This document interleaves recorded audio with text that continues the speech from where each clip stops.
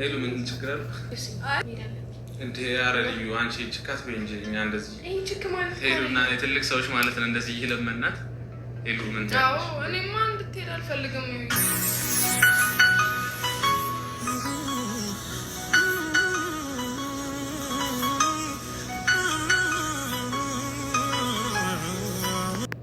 መች ከፋ ነበር ለሰው መልካም በሆን ታዲያ ምን ያደርጋል ሰው እንደ ሰው አይሆን አለ ሀገሬ ሰው። እና እውነት ለመናገር በእውነት በጣም ደስ ብሎኛል። የነ ሄሉን አይቼ ነበር እና እነ ልዑልን ደግሞ ሳያቸው በጣም ደስ ብሎኛል። እና አንዳንድ ጊዜ በህይወታችን መልካም ነገር ለማግኘት ከሰውም ልጅ ጋር ሆነ ከአላህም ጋር ሆነ መልካም መሆን አለብን። ገብቷችኋል? እውነቴን ነው የምነግራችሁና ምን እንጃ አላውቅም። አያችሁታ እስከዛሬ ግን ልዩና ልዑል በእነ ሄሉ መካከል እየገቡ አብሮነታቸውን አይፈልጉም ነበር። ብዙ ነገሮችን ሲያበላሹ ቀርበዋል። እና የሰው ልጅ አንዳንድ ጊዜ አላህ የመረቀው ሰው በሂዴ በቃ የሆነ በጊዜ ነገሮችን ያስተካክላል። በቃ ለእኛም አይጠቅመን ነገር ከሆነ ጭሬ ላፍስሳ አይደለም እንደ ዶሮ እና ሰዎች ቢጠቀሙበት ወይም ደግሞ የሚግባቡ ሰዎች አብረው እንዲኖሩ ቦታና ጊዜ መልቀቅ አለብንና እና እንግዲህ ልዩ ከረፈደን ቢሆን ገብቶኝ ካላስ ፍቅር ማለት የሚወድ ሰው በሚወድ ሰው ደስታ መደሰት ነውና ስለዚህ ለእኔ ካልሆነኝ ብዬ ደግሞ እሷን የእነሱ ህይወት ማበላሸት ስለማልፈልግ ከረፈደን ቢሆን ገብቶኛልና ሁሌ አብሮነታቸውን ስለምፈልግ ያው ይሄን ያክል አብረን ከተጓዝነ ከዚህ በኋላ እኔም የራሴን ህይወት መመስረት ስላለብኝ ማስተካከል ስላለብኝ ከነሱ ልወጣ ነው ስትል ልዑል ደግሞ መሄድ የለባትም እስኪ ስለ ልዩ አንዳንድ ነገር ንገረኝ ሲለው ግራ ገባውና ያብ ማለት ነው። ያብ ደግሞ ስለሷ ትንሽ ከቆየ በኋላ ሲናገር ሄሉ ደግሞ አትኩራ እያየችው ነበርና ያው የልዑል ጥያቄ ልክ አይደለም። የምነግራችሁ ነገር ለምን እንደትሉ ትችላላችሁ። ምክንያቱም እዚህ ጋር ሄሉ አለ ምንም ቢሆን ደስ አይልም። ለምን ታውቃላችሁ? እነሱ በእርግጥ ትታላች አብረው እንዲኖሩ ሆኗል። ግን ቢሆንም ደስ አይልም። ማንኛችንም ሰው ቢሆን ስላለፈ ሰው ታሪክ እንዲወራብን በትዳራችን መካከል አንወድምና ልዑል ያኔ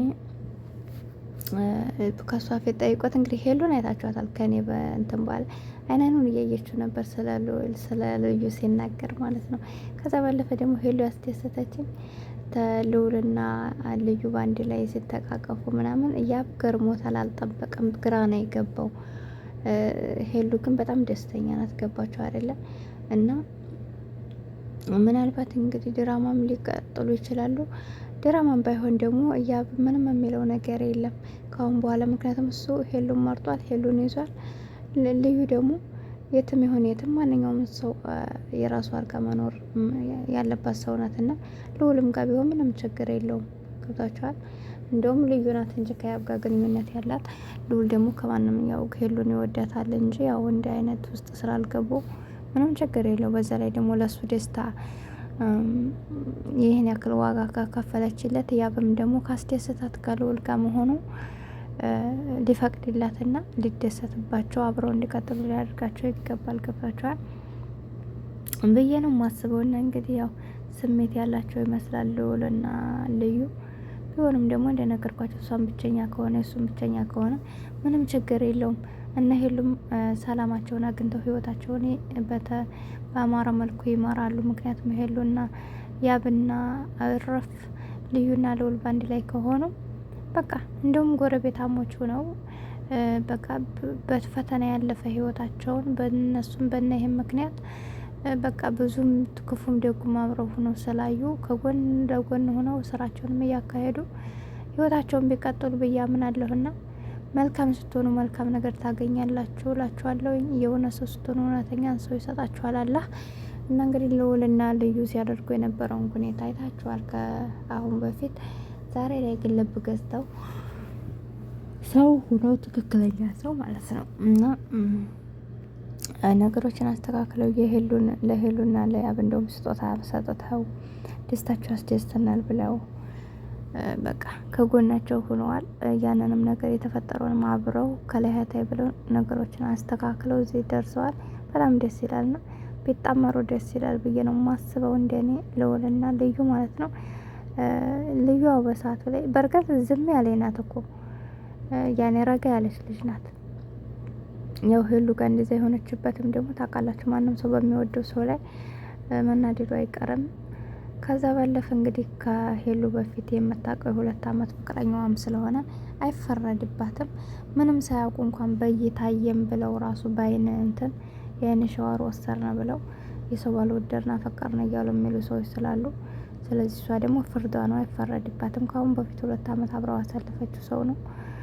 ለዛም ነው መቀበል ያቃታትና፣ ነገር ግን አሁን ላይ ያው ያብ ከሄሉ እንደማይለይና ከሄሉ ቢለይ እንኳን እሷ ጋር መሆን እንደማይችል ስለነገራት፣ ስለዚህ ደስታውን ይህ ካስደስተው እንደውም ከጎን ሆኜ እሷን በአንድ እንዲሆኑ ማድረግ አለብኝ ብላ ያው አድርጋለች። ከልዑል ጋር ሆነው ማለት ነው ካላህ በታይ እንግዲህ ለሰው ላይ መልካም ካሰባችሁ ሁሌ መልካም ነገር ይጠብቃችኋል ትላላችሁና፣ ያብ ደግሞ ሄሉን እንግዲህ ባያችሁት መልኩ ሰርፕራይዝ አድርጓታል ማለት ነው። በጣም ነው ደስ የሚለው።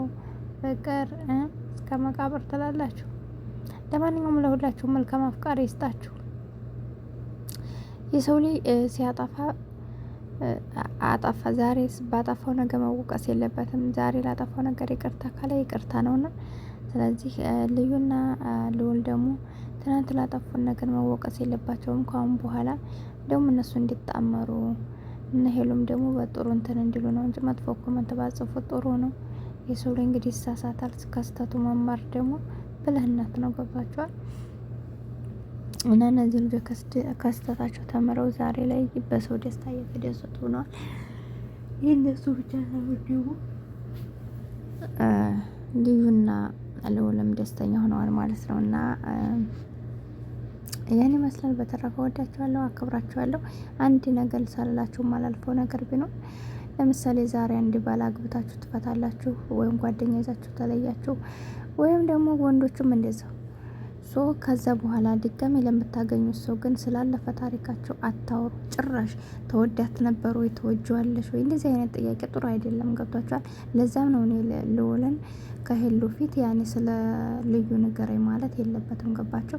ጥሩ አይመጣም። ምንም ቢሆን አብሯችሁ እንኳ ቢሆንም እኛ ከኛ ውጭ ስለ ሌላ ሴት ሲወራ መስማት አንፈልግም። እና ይችን ነገር ተጠንቀቁ ለማለት ነው።